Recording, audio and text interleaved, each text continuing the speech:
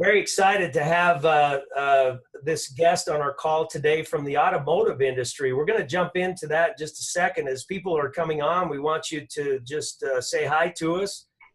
Maybe we can say hi back to you real quick. We're really excited about this. Over the last 10 or 12 weeks, we have shown somebody from, a professional in various different industries: insurance, real estate, mortgage, you name it. We've been talking about people from different professions. Today, we are going to be in the automotive industry, and this is one of great interest probably to all of us because all of us have a tendency to need our car fixed every once in a while. So we probably have a relationship of some kind with either a dealership or a auto place that gets, that we go get work done on our cars or trucks. So today we have Tom Lambert out of Layton, Utah. He is with Shade Tree Automotive. Welcome to our show, Tom. Thank you for taking the time to be with us today. Yeah, thanks, Kody. Tell you, we had a chance to visit before the show started, and I just mentioned how you just resonate, that you care about people, and we'd really like to learn from you today how you go about doing that. First of all, Shade Tree Automotive, can you just tell us a little bit about your shop and the type of work you do? Yeah, so Shade Tree Automotive, we're 23 years in now, right here in Layton. My dad and an uncle of mine started the business, so family-owned business. I've actually become the sole owner just within the last year. Been here managing it right out of high school, so I've been here all my life. But yeah, we're just a general auto repair shop. Kind of known as kind of the dealer alternative. We do just about everything you can imagine to your car, from simple maintenance to, diagnosing whatever crazy problem happened on these things, and major replacements, tires, all that kind of stuff. Okay, so everybody listening today, we are consumers of your service. Everybody's a consumer of your type of service, and yeah, we've all had experiences in going to an automotive shop. Unfortunately, in a lot of cases, those experiences aren't the best. Yeah. One of the things I really like about you, Tom, is you not only want to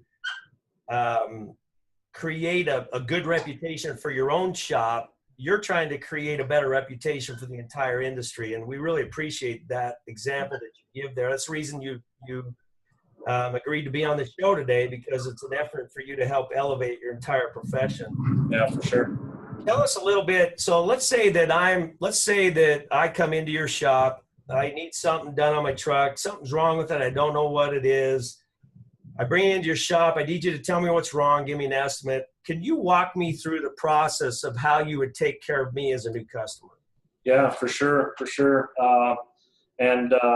Yeah, we have a very specific process for almost everything we do. Processes cut out a little bit of human error, or just makes it to where the next time you come in, once you learn the way we do things, you just know what to expect, and you just get that little feeling of comfort, So yeah, you walk into our shop, and the number one thing, we try to create a complete different experience than what most people have in their mind. That's probably going through your minds right now. You walk in through our glass doors, and we got a nice, clean our office. We bake cookies, believe it or not, right there in our entryway, to where when you walk in, you smell fresh baked cookies and see, smiling, happy faces. You come on in, we've got a little playroom for the kids, so that as moms are coming in to check in, they can have the kids go create a ruckus in their little corner instead of hanging onto their leg. I actually had my mom decorate my office, believe it or not, so it looks like, mine or my mom's family room, instead of an auto repair shop with parts displays and whatever stuff that you guys don't really care about. And then the biggest difference for us is just the culture we have.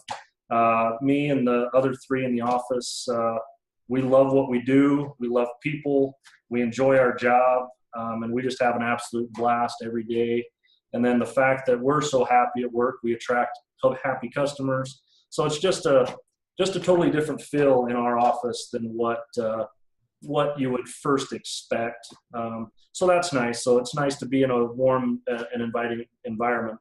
But then from there, if you're new, we bring you to either myself or generally one of the advisors, and then we walk you through the check-in process. We talk to you about your concerns, and then we explain very thoroughly what to expect from us, what we're going to do, exactly what we're going to check, why, exactly we're going to charge, like right down to the penny, what exact time we're going to call you or be done, so that you're not sitting around wondering. Everything's explained very well. Where communication's a big part of our process, for sure. So thorough communication, it sounds like. It's like, for sure. I know myself as a customer and those listening, I'm sure one of the biggest complaints that I have is that I don't get fully explained. Communication's everything, I think, in any business. It's just that the more you know, the more you feel in the know of things, the smoother things run. Yeah, for sure. You before the call, you coined a phrase. You said, we don't just fix cars, we take care of people. Yeah. I thought that was cool. You ought to have that on. Maybe you do have it on your wall somewhere. I don't know, but that's a cool saying. We don't just fix cars, we take care of people. And myself and anybody else listening, we can sense that from you, Tom. I mean, you resonate that you really do care about people. Where did that come from, and how do you teach your employees, as an example, to do that? Because it's not easy to teach genuine caring. You have it. Yeah. Where did it come from, and how do you teach it to others? Yeah. So I'm a firm believer in, leading by example. So I've been blessed in my life. My dad is, one of the best caring people you'll ever meet. And obviously I've been hanging around with him for all my life. So for me, it's easy because my dad is just a genuine giving person. You could meet him today, and tomorrow you could go ask him to borrow his truck for a week, and he would hand you the keys, and away you'd go. So for me, it's easy. I've grown up watching my dad take great care of people, as well as I've had several other great mentors in my life. So it's easy for me. I don't know any other way. Just it's common sense. I think we learned the golden rule in kindergarten. Yeah, and then for me, honestly, we hire based off of a culture. You have to be a great person. Number one is ranked way above any skill you have. So if you're not a good quality character that I'm going to enjoy working with the rest of my career, we don't even step into the interview process. So you better have a smile on your face and a good countenance, or the interview stops. Yeah, for sure. Having a good time is very important to me. I believe in setting goals and getting after them, and really grunting out your day, but you can do that and enjoy it at the same time, and I'm big on that. I like to look forward to coming to work. That's great. So you get a lot of referral business. In fact, I've got notes down here that you get about 15 new referrals every month. You incorporated something a couple of years ago that doubled your referral base after you started doing it. I think so. You were already getting referrals before you did this. Yeah. And I think you were getting referrals based on you have a good experience when you come to your place. It starts with walking in the door, fresh baked cookies instead of grease, and that kind of thing, and then good communication. So you're already getting referrals, but starting about 3 years ago, you incorporated a follow-up system that doubled those referrals. Could you walk us through exactly what you do to follow up? Yeah, for sure. And I can even tie in for you kind of how that relates to more referrals. But so you come bring your vehicle to me for service, and we get you all done. Great. Your life is back online, because I know for a fact that when I have your car all day, your whole day is disrupted, and it's tough. So the first thing you want to do is just get your car picked up and head on home, and not have to think twice about your car. So step one, we always send a little quick survey to your phone the day you pick up your vehicle, just to give you a quick few questions to see if there's anything else you've got questions on, or if there's any concerns you have while it's top of mind. And then the very next day, we actually sit down and go through our invoices And we actually just send out a simple thank you card in the mail that just says, just a genuine thank you for coming in, appreciate your business kind of thing. That comes to you via the mail.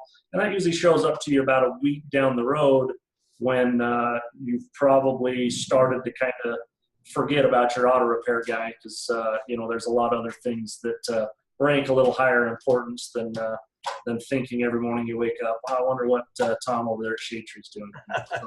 So I've found that us sending that genuine thank you, not only is it the correct thing to do, but it also helps us because about a week down the road, they're like, oh, wow, this is awesome. Not only did they do a great job on my car, but look at this.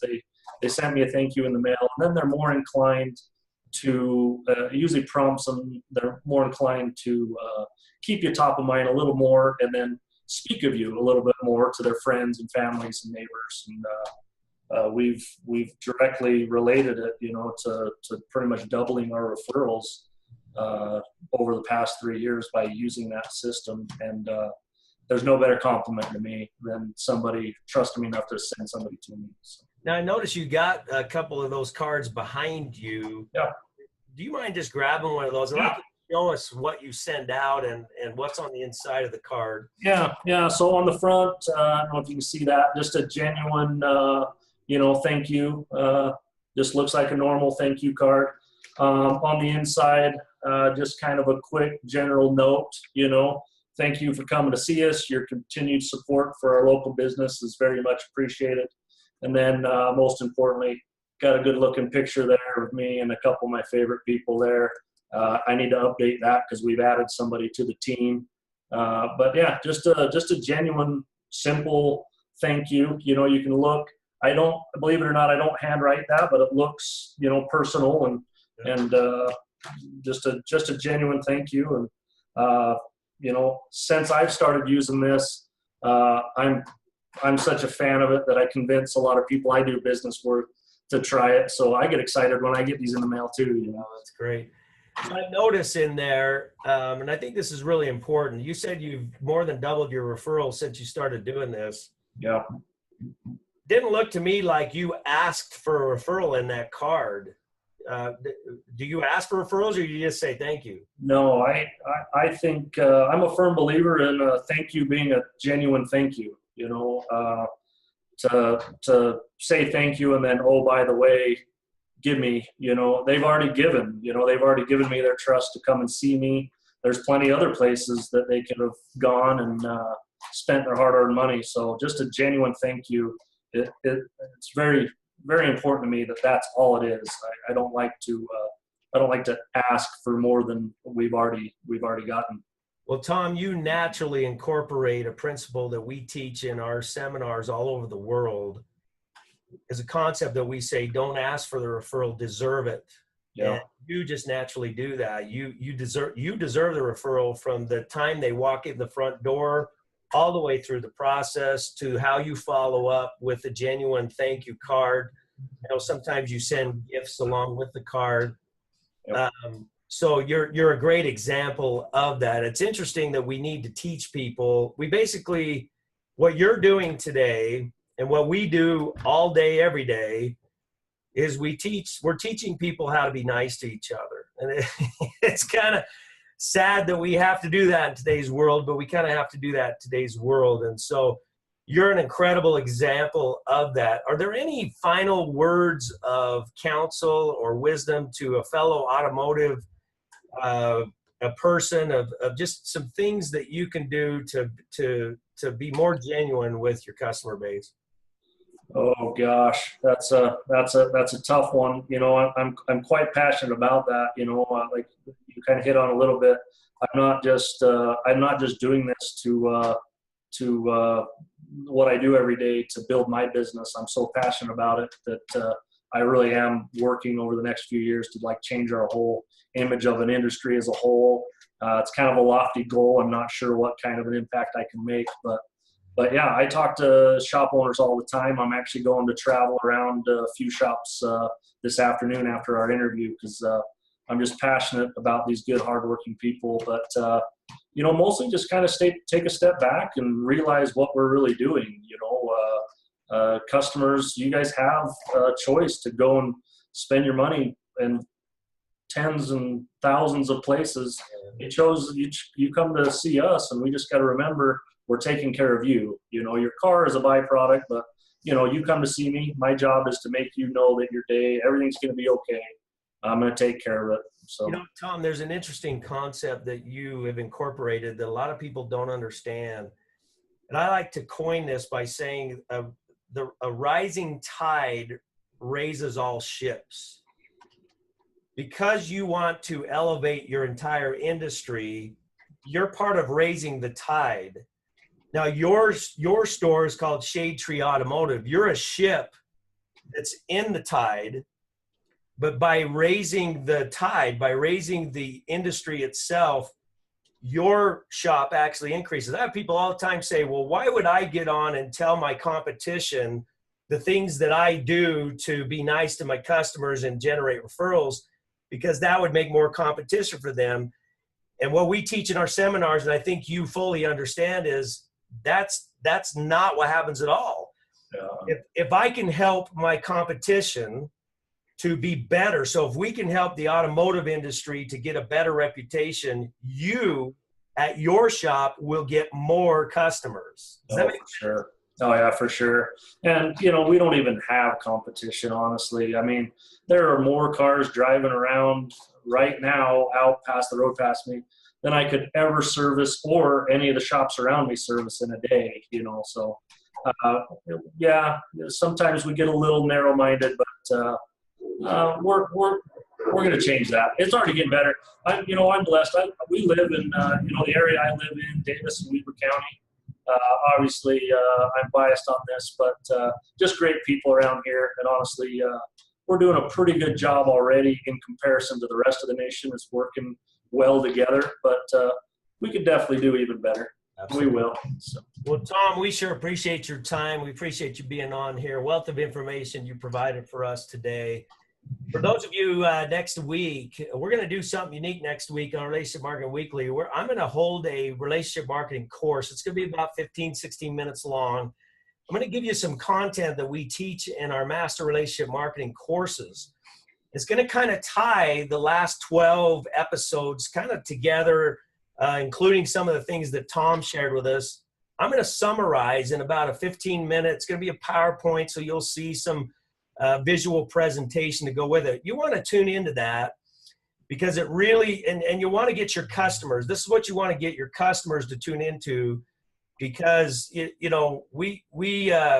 trying to elevate everybody's profession. That's what we're trying to do. You're doing it in the automotive. We're trying to help every profession to elevate. It's one thing I've noticed is that every profession needs help. The automotive profession needs help because the reputation's low.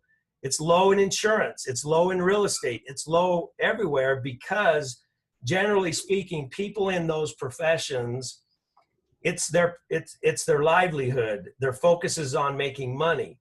In the automotive, the focus is on fixing the car, not on taking care of people.